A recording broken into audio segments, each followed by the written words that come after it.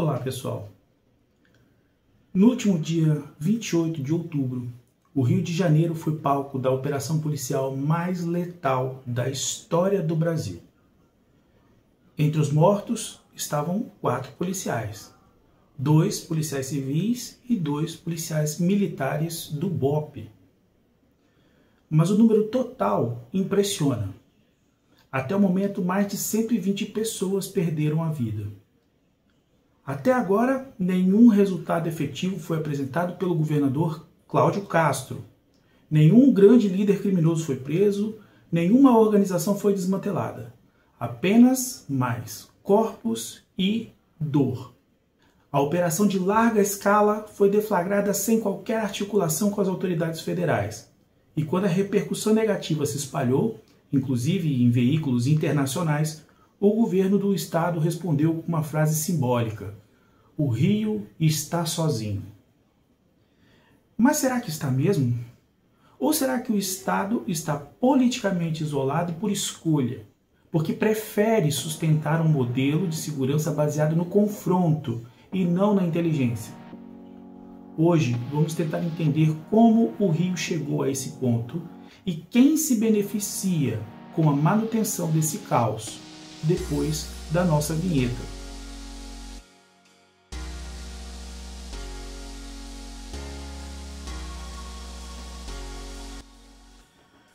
Antes de seguir, eu quero te agradecer por estar aqui. Se você considera importante discutir segurança pública com seriedade, deixe seu like, comente sempre com respeito, sugira novos temas. Esse espaço só existe porque há pessoas dispostas a pensar o país para além de slogans e do medo. O ciclo da violência. A violência no Rio de Janeiro não é um fenômeno novo e nem espontâneo. Há décadas, a política de segurança do Estado tem se resumido a operações de confronto e a militarização da vida nas favelas. Helicópteros, blindados, tiros e mortes. O mesmo roteiro repetido há mais de 30 anos. E a cada ciclo, mais facções aparecem, a população trabalhadora continua refém. A pergunta inevitável é: se há tantos anos se faz o mesmo e o resultado é o agravamento do problema, por que essa política continua?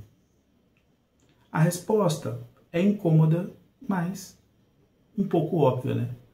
Há ganhos políticos e econômicos na manutenção desse modelo. Enquanto a violência for lucrativa e eleitoralmente útil, dificilmente veremos uma mudança real. A origem do Comando Vermelho. Pouca gente sabe, e a mídia raramente explica, que as principais organizações criminosas do país nasceram sempre como uma reação à violência do próprio Estado. O Comando Vermelho, por exemplo, surgiu no Rio de Janeiro em 1979, ainda na ditadura militar, como uma consequência direta do AI-5. Naquele período, presos políticos, jovens universitários, alguns de classe média, média alta, foram colocados no mesmo presídio que criminosos comuns, sob condições degradantes.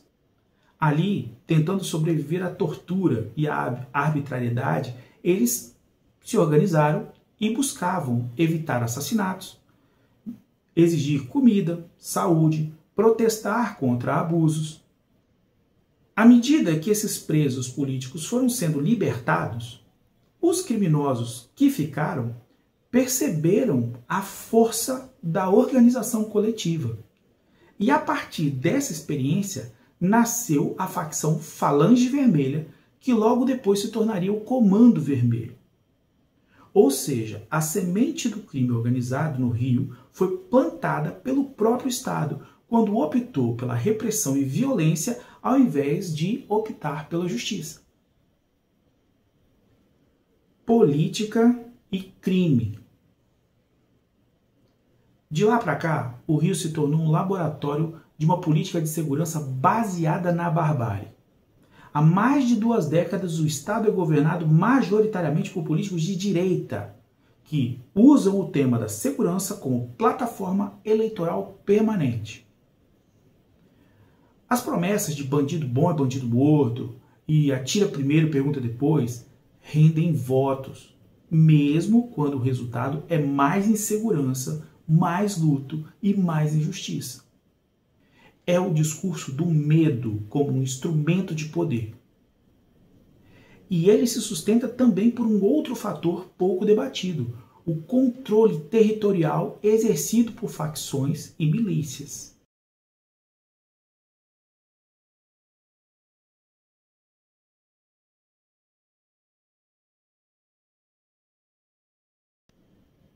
Em diversas comunidades, políticos de esquerda nem conseguem fazer campanha. Há denúncias de que facções criminosas proíbem panfletagens, reuniões e comícios, impondo um silêncio forçado. Algumas dessas facções se autodenominam conservadoras ou evangélicas, como o Terceiro Comando Puro, liderado por Álvaro Malaquias Santa Rosa, o Peixão.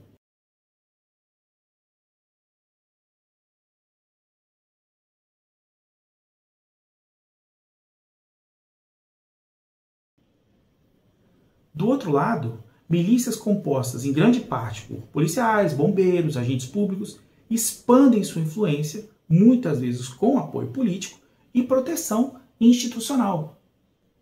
Aqui nós vemos as regiões dominadas pelas facções. Não há segredo dos vínculos entre milicianos e políticos de extrema-direita. Por isso, surge uma pergunta: será que as operações policiais mais letais do Rio são realmente contra o crime ou são operações seletivas que atingem apenas as facções que são rivais daquelas que têm alinhamento com o poder local? Quem ganha com o medo? Quando observamos os mapas eleitorais emitidos pelo TSE, o quadro é revelador. Nas últimas eleições presidenciais e estaduais, a direita dominou quase todo o território fluminense. Podemos ver aqui os gráficos, tanto da votação para presidente no estado como no município.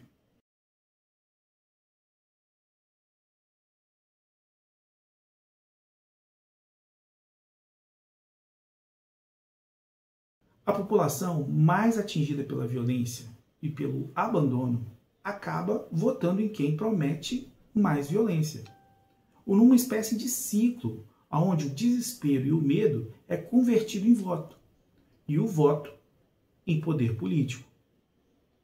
Cláudio Castro, o atual governador, é um símbolo desse modelo. Foi sob o seu governo que ocorreram as 3 operações mais letais da história do Rio de Janeiro, incluindo esta última, a mais sangrenta de todas. E mesmo assim, ou talvez por isso, ele foi reeleito com ampla vantagem.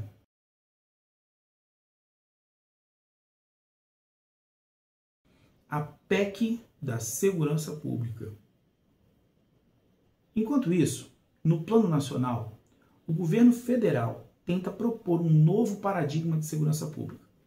O presidente Lula, logo no início do seu 3º mandato, lançou o Programa Nacional de Enfrentamento às Organizações Criminosas, o ENFOC, com foco em investigação, inteligência e integração de dados. Na sequência, o ministro Ricardo Lewandowski apresentou a PEC 18 de 2025, que busca reorganizar as competências da segurança pública entre União, Estados e municípios. A proposta é bem sensata: criar um sistema nacional de cooperação capaz de atacar o crime organizado com inteligência e coordenação. Mas a reação da direita foi imediata. Governadores e parlamentares, inclusive o próprio governador Cláudio Castro, e diga-se de passagem, o nosso governador Renato Casagrande, se mobilizaram em assinar uma carta para repudiar a PEC da Segurança Pública. Enquanto isso, as bancadas de direita no Congresso fazem questão de avançar rapidamente projetos de autoproteção, como foi o caso da PEC da blindagem e a PEC da anistia para Bolsonaro e seus aliados. Ou seja, quando o tema é proteger o próprio poder, eles fazem questão de acelerar. Quando o assunto é proteger o cidadão comum, o discurso é da autonomia estadual, de guerra ao crime e que vai manter tudo como está. Concluindo, o que está se desenhando é claro.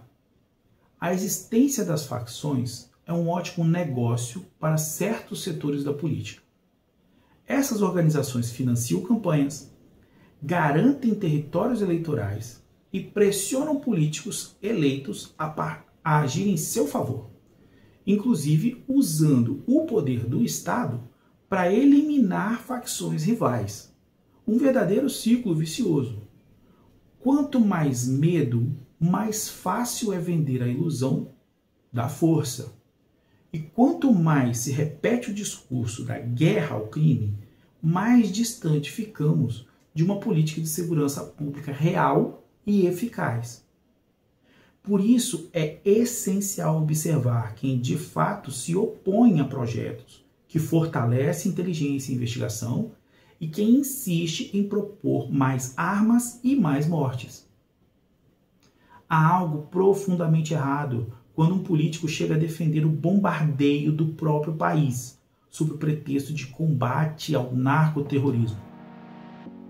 O medo é a base do poder deles. E enquanto o medo for útil, o caos continuará sendo política de Estado.